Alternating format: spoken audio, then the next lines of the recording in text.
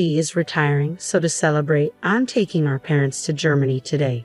I'm using your platinum card for the trip and plan to have a great time with it. This is going to be an amazing trip. What are you talking about? Exactly what I said. No, I don't understand what you mean by exactly what I said. Please explain. We need to hurry. Okay, we'll go soon. Sorry. I have to leave now. I'll hear the details when I get back. Just one thing. Does the credit card work? Huh? My unemployed husband Jeremy took my credit card to take our parents on a trip. I've tolerated a lot from Jeremy, but this seems like the perfect chance to teach him a lesson. When he comes back from the trip, he'll have some big regrets. I'm Maria, a 35-year-old company employee. After graduating from a top university, I got a job at a major company and have been doing well there. Even though I'm only 35, I earn enough to support Jeremy, who doesn't work, and a child if we had one. But we don't have kids yet, though we're thinking about it soon. With a good job and income, I should be happy in my married life, but I'm not. The idea of having a child is just a possibility, but Jeremy not working is real. I'm not hungry for dinner because I ate snacks. That's fine, but what about your job search? I didn't go for an interview today. I just stayed home looking at job websites. Jeremy quit his job a year ago and has been job hunting since. Actually, he's been working part-time but doesn't stay in any job for long. He starts a job, quits soon after, takes a break, and then looks for another part-time job. You're looking at part-time jobs again, aren't you? I'm looking at both full-time and part-time. Why don't you stop looking for part-time jobs and focus on finding a full-time position? I know, but everything has its own timing. I wish Jeremy would find a steady job, but he can't be pushed too hard. He quit his last job because he had a conflict with his boss over work policies. That boss was known for being difficult. Jeremy stood up to him as the office representative with support from his colleagues. But when the situation got worse, his colleagues sided with the boss, not Jeremy.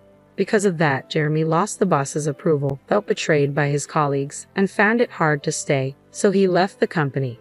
Jeremy, dinner's ready. Can you bring it here? After quitting his job, Jeremy became reclusive and stayed in his room. After about 3 weeks, he started coming out and helping with household chores. All the dishes, really? Thanks. Then it's all yours. Yeah, I've got nothing but time, Jeremy said with a smile, but it didn't seem very genuine. After another 3 weeks, he started looking for jobs again. I have an interview today. Is it your top choice? Yeah, I'm going to get this job and start over. I'm rooting for you. Do your best. A month after quitting, Jeremy started job hunting seriously, but after another month, he still hadn't found a job. Why am I always getting rejected? Damn it, it's all my old company's fault. Don't get frustrated. You'll find something good. Of course I'm frustrated. I didn't do anything wrong. Jeremy might not be entirely blameless, but what happened at his last job wasn't completely his fault either. Still, quitting because of interpersonal issues doesn't look good to potential employers. It feels like I can't do anything right anymore. That's not true. You have an interview tomorrow. Let's work on your resume. It's pointless. I'm not going tomorrow. The constant rejections wore Jeremy down, but after a while, he became defiant. One day, I came home to find torn-up resumes on the living room floor. Knowing the interview didn't go well, I chose my words carefully. Can you throw that trash in the bin? I'm done. Done with what? Job hunting. We can live on your income, right? I don't need to work. True, we could live on my income alone. Some people don't work and do a great job as full-time homemakers, but that's not Jeremy's situation. He's just avoiding dealing with the tough realities. I understand his reluctance after the bad experience at his last job and the unsuccessful job hunt, but we need to face this issue directly. I decided to be patient with Jeremy for now. Jeremy, you still haven't found a job. What's your plan? I've worked hard before. This is just an extended break. I'm not just resting. I'm studying for the future. That's good to hear. Since Jeremy quit his job, his parents, Linda and Brandon, started visiting us more often. They were probably worried about him. Hearing that Jeremy was preparing for his next job seemed to ease their concerns, but it was a lie. The beer will run out today. Can you pick some up on your way home? It's running out again. You drink too much. Try to cut down a bit. Fine, I won't ask you again. I'll buy it myself. Jeremy wasn't studying or job hunting. Instead, he spent his days watching TV and drinking beer. He probably didn't want others to know he was unemployed. I didn't want to hurt Jeremy by telling my in-laws the truth, so I decided to keep quiet about his excuses. But after over 5 months without job hunting, I decided it was time to address it. Jeremy, maybe it's time to start job hunting. You seem more settled now. What? It's been less than half a year since the problems at my last job. You want me to work again so soon after that? I just think the break has been a bit long. Stop nagging. You don't understand my situation because your job is going well. I have my own struggles, you know. Everyone has work problems and relationship issues. We all try to solve them. Let's work through this together. I get it. I'll look for a job. Jeremy walked out in the middle of our conversation. It seemed my words had hurt him, but him agreeing to look for a job felt like a positive step. I decided to wait until he was in a better mood to apologize. I got a job because of your nagging. That's great. Where? At a nearby supermarket. So, you'll need to learn and work hard, right? It's just part-time. No need to work too hard. Part-time or not, a job is a job.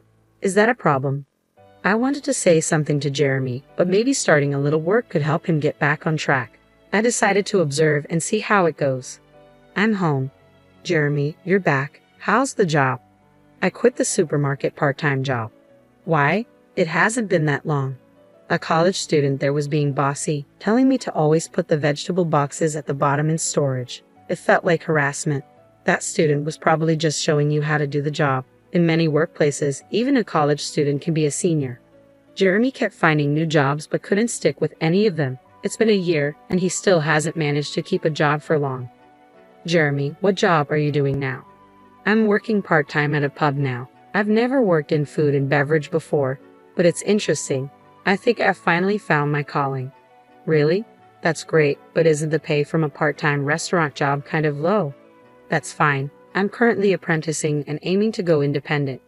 So you plan to own your own place someday? Exactly. The income is small now, but I'm working hard for that goal. Then take this. Treat yourself to something nice for once. Jeremy continued to put on a good front in front of his parents, but it was all lies. He quit the pub job just 4 days after this conversation and even took an allowance from his parents. I couldn't help but feel disappointed in my husband, so I decided it was time to be firmer. Hey Jeremy, we need to talk later. I'm at a good part in the movie. You can pause it. I took the remote control from the table, paused the movie, and started the conversation. It's just pressing pause at a crucial moment. What's up? Jeremy, you're 38, right? That's a prime working age. Don't you think about the future? Spending all day at home drinking and watching TV isn't a plan. The future? There are plenty of 38-year-olds who aren't working. Many people enjoy life without a job. True, but those people usually have something else they're passionate about. Do you have anything like that? Yeah. I know you're upset about me not working. I'll look for another part-time job. Jeremy seemed set on sticking with part-time work. Given his reasons for leaving previous jobs and his struggles with job hunting, I had tried to be gentle, but it was time for him to get serious. I needed to be stricter. One day at work, I got a text from Jeremy. Dad's retiring, so we're going to Germany to celebrate starting today. I'm borrowing your platinum card to splurge on the trip. I panicked and called him right away. What do you mean, a trip? Exactly what I said. I don't understand. Please explain. There are so many problems here. It's okay to celebrate Brandon's retirement, but he should have asked me before using my money and borrowing the credit card. It feels like stealing. And why am I paying for a trip to Germany that I'm not even going on? Jeremy was probably bragging to his parents, claiming the money was from his savings. The thought of it infuriated me, but one thing Jeremy said caught my attention. You mentioned borrowing a credit card.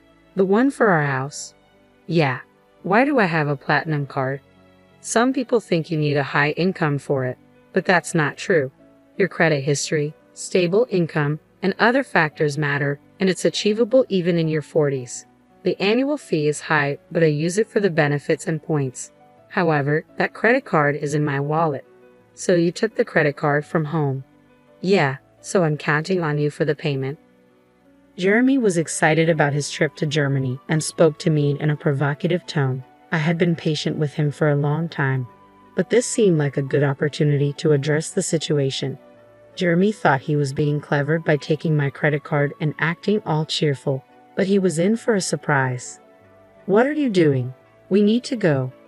Got it. I'm coming. Sorry, I need to move on now. I'll hear the details when I get back. Just one more thing. The credit card you took won't work. What? That can't be right. It's in Maria's name, and the expiry date is this month. It's short, but it shouldn't be a problem. You're lying, right? Maria, you're lying to stop me from using the card, aren't you? Yes, it expires this month. That's why I've already received a new credit card. What does that mean? So, I have 2 credit cards right now. When a new one is activated, the old one sometimes stops working. I've already started using the new card, so the one you took won't work. You're kidding, right? You think I'm lying? If you don't believe me, I can send you the link to the credit card website, or you could just try using the card yourself. It would be interesting to see you try to pay with a card that doesn't work. This credit card really won't work. Hey, hurry up. I hear his parents calling him in the background, but Jeremy, realizing the card won't work, seems too flustered to pay them any attention. What should I do? I told them I'd pay for everything except the round-trip travel. Oh, so they covered the flight? Yes. Dad felt bad about having all the trip costs covered. What should I do? I'm about to take a cab, and I don't even have money for that. That's not my problem. You said you'd pay for everything except the flight. Using my credit card in the first place was wrong. Pay with your own money.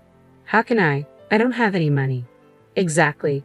Jeremy, you haven't been working seriously. It's your fault for trying to look good by taking your parents on a trip without having the money. I'm at work, so I have to hang up now. I just wanted to tell you about the credit card. Wait, I hung up and went back to work. Jeremy, unable to pay for even the cab, would have to come clean to his parents. That night, after finishing work, I got a call from Laura. I heard from Jeremy that he tried to use your credit card and lied about working. I'm sorry for the trouble. No need to apologize, Laura. I'm sorry about the credit card issues. Are you okay with the money? We'll cover the trip's costs when we get back. I'll make sure Jeremy apologizes and finds a job right away. I'm sorry, Laura, but I'm considering divorcing Jeremy. Divorce because of this? It's part of it, but Jeremy has been taking money from me for a while. What? I stopped giving Jeremy money to curb his drinking.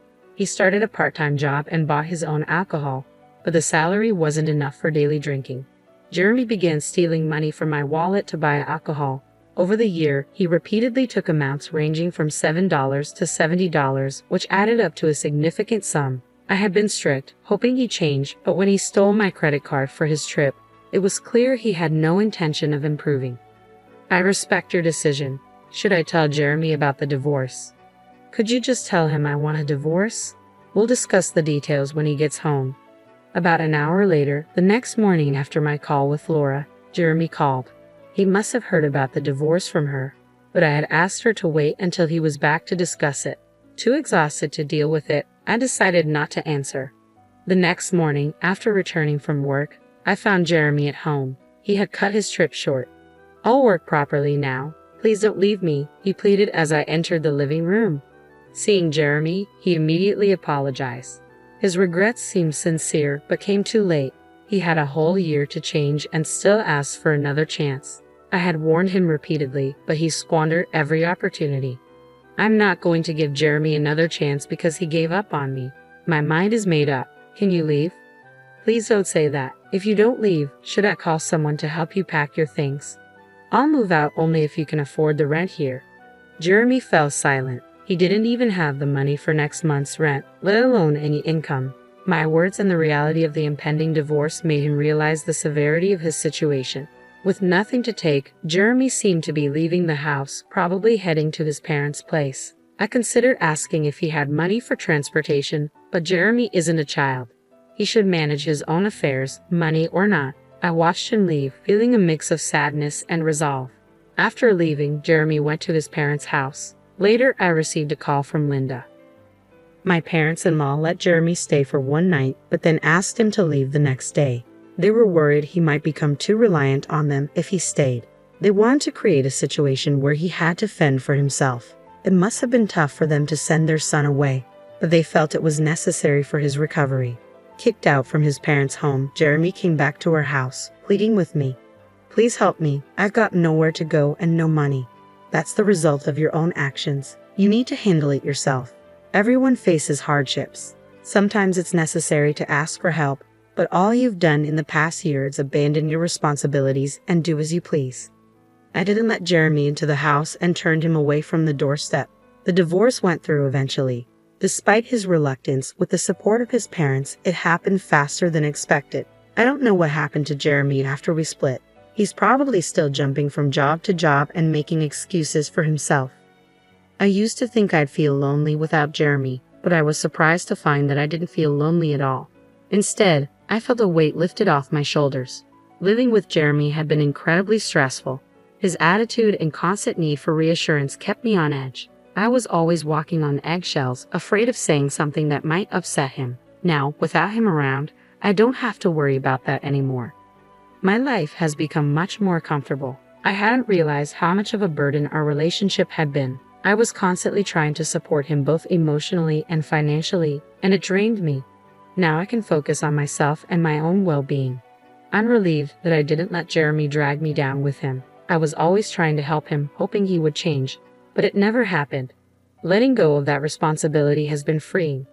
I no longer have to cater to anyone else's needs or deal with anyone else's problems. I can finally live my life on my own terms without having to accommodate anyone else. It's a fresh start, and I'm embracing it fully. I have more time for myself, more energy to pursue my own interests, and a clearer mind to think about my future. I'm grateful for this new chapter in my life, free from the stress and worry that Jeremy brought into it.